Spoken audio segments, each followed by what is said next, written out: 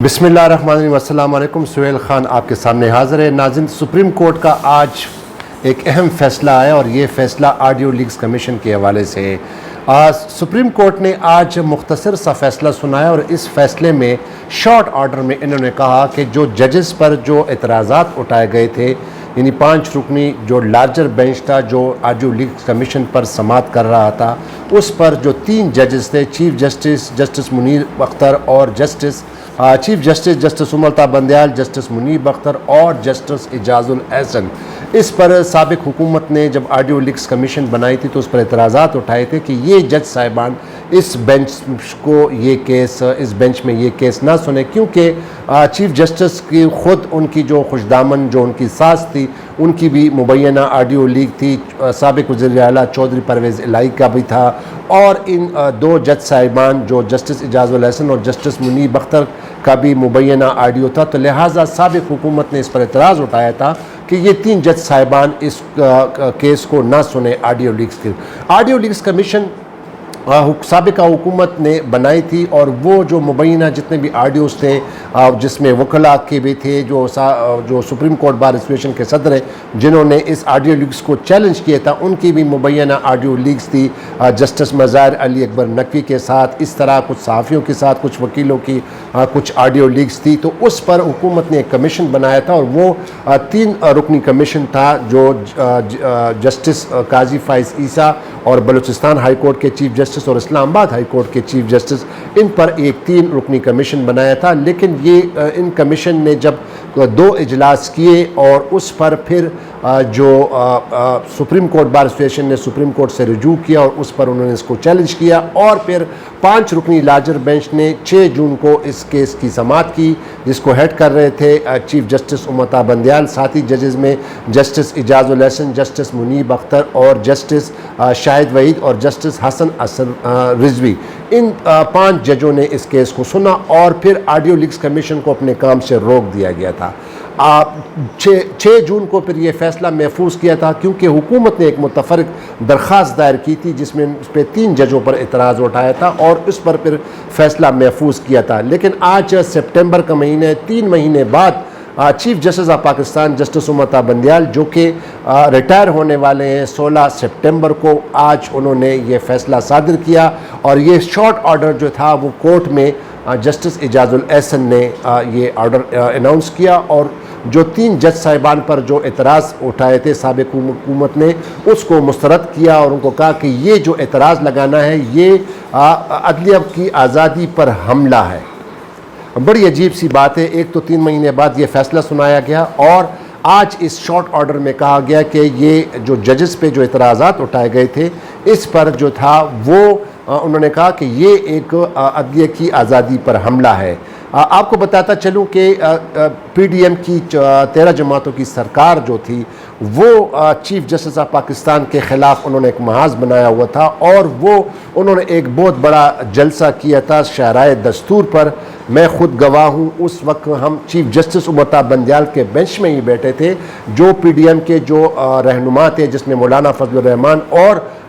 मरियम नवाज़ साहिबा, उनकी आवाज़ें उस बेंच नंबर 1 में आ रही थी, जो चीफ जस्टिस ऑफ पाकिस्तान से मुतालबा कर रहे थे और उसके ख़िलाफ़ जो इल्ज़ामात लगा रहे थे और उनको धमकी आमेज़ जो है वो ललकार रहे थे और वो आवाज़ें बेंच नंबर 1 में आ रही थी। तो उस वक्त तो अदलिया की आज़ादी पर हमला करने का जवाज़ या उस पर अदलिया पर जब हमला हुआ था, कल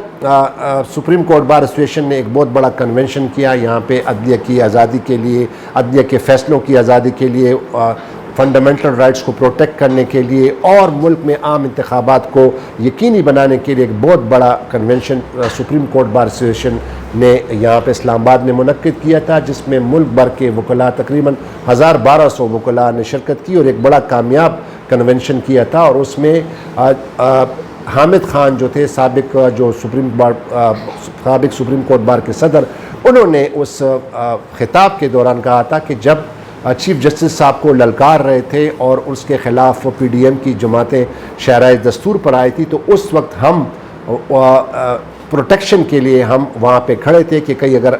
सुप्रीम कोर्ट पर हमला हुआ तो फिर हम उस हमले को, उस मुज़ाहमत के ख़िलाफ़ जो है हम एक्शन करेंगे। तो आज कहने का मतलब ये है कि आज जो एक तो 3 महीने बाद फ़ैसला सुनाया और अब चूँकि 9:30 पौने 10 बजे ये फ़ैसला सुनाया गया, लेकिन अभी तक इसका जो डिटेल्स जो हैं वो अभी तक नहीं आई। तो यहाँ पे सवाल उठता है कि जब उस वक्त सुप्रीम कोर्ट पर हमला किया गया और चीफ जस्टिस को ललकारा गया, तो चीफ जस्टिस साहब ने कल उस वक्त ये इकदाम क्यों नहीं किया। आज वो कह रहे हैं कि जनाब ये अदलिया की आज़ादी पर हमला है। ये जो जुडिशल का जो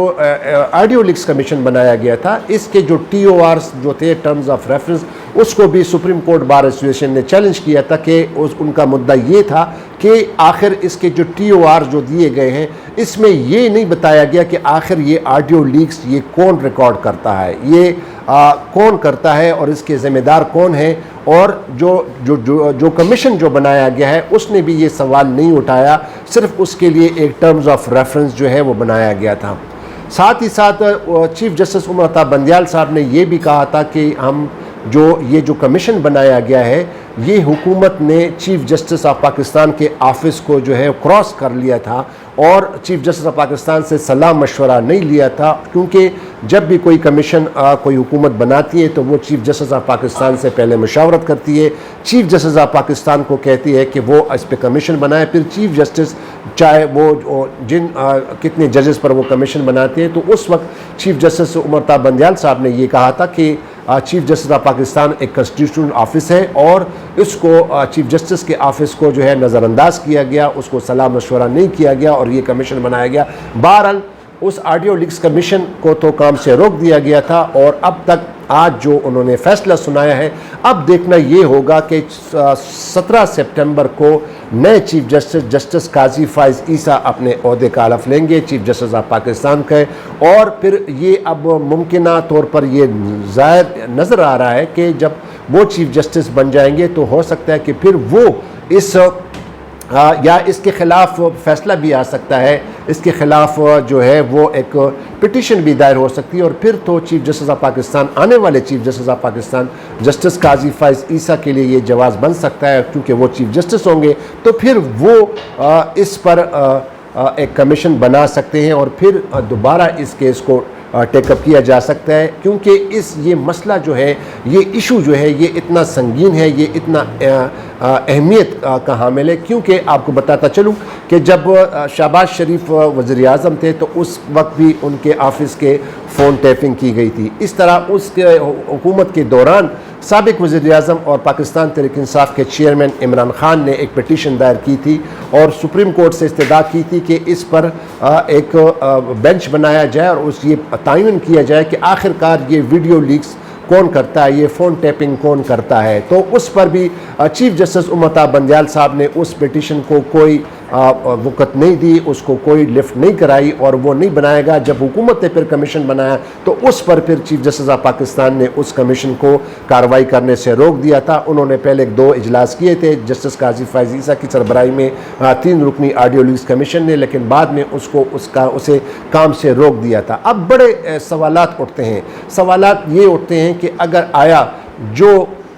काजी फ़ाइज़ ईसा के सामने इसके ख़िलाफ़ अपील आती है या रिव्यू आती है तो उसको फिर वो जब टेकअप करेंगे और उस पर एक बेंच बनाएंगे तो आया ये जो 3 जज साहिबान पर जो इल्ज़ामात लगाए हैं, जो उनको कहा गया था कि आप इस बेंच से अलहदा हो जाएं, क्योंकि इस ऑडियो मुबैना 9 वीडियो ऑडियो लीक्स में chief justice of Pakistan justice Umar Ata Bandial की खुशदामन, उनकी सास, उनकी भी ऑडियो है, जस्टिस मज़ाहिर अली अकबर नकवी की भी है, जस्टिस इजाज़ुल एहसन की भी है, जस्टिस मुनीब अख्तर की भी है, इसी दरख्वास्त गुजार सुप्रीम कोर्ट बार के सदर आबिद ज़ुबैरी की भी है। तो आया जब ये इसके ख़िलाफ़ अपील आएगी या रिव्यू पिटिशन आएगी तो ज़ाहिर है वो नए आने वाले चीफ जस्टिस काजी फ़ाइज़ ईसा साहब भी करेंगे, वो उस पर बेंच बना सकते हैं। और सबसे बड़ा सवाल जो ये उठता है कि जब चीफ जस्टिस उमर अता बंदियाल 16 सितंबर को रिटायर हो जाएंगे तो क्या उसको फिर अदालत के कटहरे में आना पड़ेगा या उनके जो सास है उनको अदालत के कटहरे में लाया जाएगा अगर इस कमीशन ऑडियो लीक्स कमीशन पर कार्रवाई होती है। क्योंकि आपको बताता चलूँ कि जब इमरान खान के दौर में साबिक सदर इमरान खान के दौर में माफ़ी चाहता हूँ इमरान खान के दौर में जब सदर आरिफ अलवी ने जस्टिस काजी फ़ाइज़ ईसा के ख़िलाफ़ रेफरेंस फ़ाइल किया था तो वो रेफरेंस बहुत ज़्यादा चला था और उसमें ख़ुद जस्टिस काजी फ़ाइज़ ईसा और उनकी एहलिया लार्जर बेंच के सामने पेश हुए थे। उन्होंने अपने केस को खुद प्लेट किया हुआ था और वो एक अदालत के कटहरे में खड़े थे। तो अब सवाल ये पैदा ये होता है कि क्या अगर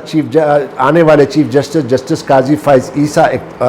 चीफ जस्टिस बन जाते हैं तो क्या फिर वो भी अपना एक हम ख्याल बेंच बनाएंगे और जो मौजूदा जज साहिबान हैं, justice Ijazul Ahsan, justice Mazahir Ali Akbar Naqvi, justice Munib Akhtar, क्या उनको भी वो अदालत के कटहरे में लाएंगे? ये तो वक्त ही बताएगा। लेकिन आपको बताता ये चलूँ कि चीफ जस्टिस उमर ता बंदियाल साहब ने जो अपने दौर में जो उन्होंने नरमी का मुजाहरा किया और उन्होंने ख़ुद जो है इलेक्शन के हवाले से जो फ़ैसला दिया कि पंजाब में 14 मई को इंतखाबात कराए जाए, वो उसको इम्प्लीमेंट कराने में मुकम्मल तौर पर नाकाम रहे। कल जो सुप्रीम कोर्ट बार का कन्वेंशन था उसमें भी हामिद खान साहब ने ये बताया कि हम बड़े खुश हुए कि उन्होंने ये ऑर्डर जारी किया था कि पंजाब में 14 मई को इंतखाबात कराए जाए, लेकिन चीफ जस्टिस साहब जो है वो नाकाम रहे और उन्होंने ये भी कहा कि वो प्रेशर में आ गए थे और इसलिए उन्होंने अपने फ़ैसले पर अमल दरामद नहीं किया। और इस पर हामिद खान साहब ने ये हवाला दिया था कि जब 9 मार्च 2007 को उस वक्त की इस्टेब्लिशमेंट ने उस वक्त के चीफ जस्टिस इफ्तिखार मोहम्मद चौधरी को ललकारा, उसको धमकी दी और उसको प्रेशराइज़ करने की कोशिश की, तो उस वक्त के चीफ जस्टिस इफ्तिखार मोहम्मद चौधरी वो इस्टेब्लिशमेंट के ख़िलाफ़ डटे रहे और उनके डटने की वजह से उस वक्त की जो वकला बरादरी थी वो उनके साथ मजबूती से खड़ी रही और फिर नतीजा इसका ये हुआ कि साबिक जो मिलिट्री डिक्टेटर थे परवेज़ मुशर्रफ, उनको अपना इक़्तिदार छोड़ना पड़ा। तो हामिद खान का ये कहना था कि कम अज़ कम मौजूदा जो चीफ जस्टिस उमर अता बंदियाल साहब हैं वो तो कुछ जुर्रत का मुजाहरा करते हैं, वो डटे रहते। अगर वकला बरादरी उनके साथ ना खड़े होती तो फिर अलग बात थी। लेकिन उन्होंने कल हामिद खान साहब ने चीफ जस्टिस उमर अता बंदियाल साहब को बड़े शदीद जो है तनकीद का निशाना बनाया। लेकिन अब उन्होंने चूँकि ये तहरीक शुरू की है, सुप्रीम कोर्ट बार एसोसिएशन ने अब 14 सितंबर को मुल्क भर में हड़ताल करने का ऐलान किया है। इससे पहले जो पाकिस्तान बार कौंसिल है उन्होंने भी मुल्क भर में हड़ताल करने की कॉल दी है और उन्होंने भी एक कन्वेंशन बुलाया था। अब तमाम जो वकला बरादरी है एक मुतहर्रिक हो गई है मुंतखब जो इंतखाबात कराने के लिए, मुल्क में इंतखाबात कराने के लिए। अगरचे इन दोनों ग्रुपों में थोड़ा जो है वो मुखालफत है, लेकिन बात यह है कि कानून की हुक्मरानी के लिए, आइन की पासदारी के लिए, रूल ऑफ लॉ के लिए और मुल्क में आम इंतखाबात करने के लिए ये दोनों दड़े जो वकला बरादरी जो है ये अब देखते हैं कि इनकी ये तहरीक क्या शक्ल इख्तियार कर लेती है। और अभी तक जो आज जो फ़ैसला सुनाया गया ऑडियो लीक्स कमीशन में, उस पर अभी तक फ़ैसला नहीं आया। जब फ़ैसला आ जाएगा उसका डिटेल तो वो मालूमात हम आपके साथ शेयर करेंगे। लेकिन जाने से पहले मैंने अपने नए देखने वाले नाज़रीन से इल्तिमास करूँगा कि वो इस चैनल को ज़रूर सब्सक्राइब करें। तो खुदा हाफ़िज़, पाकिस्तान जिंदाबाद।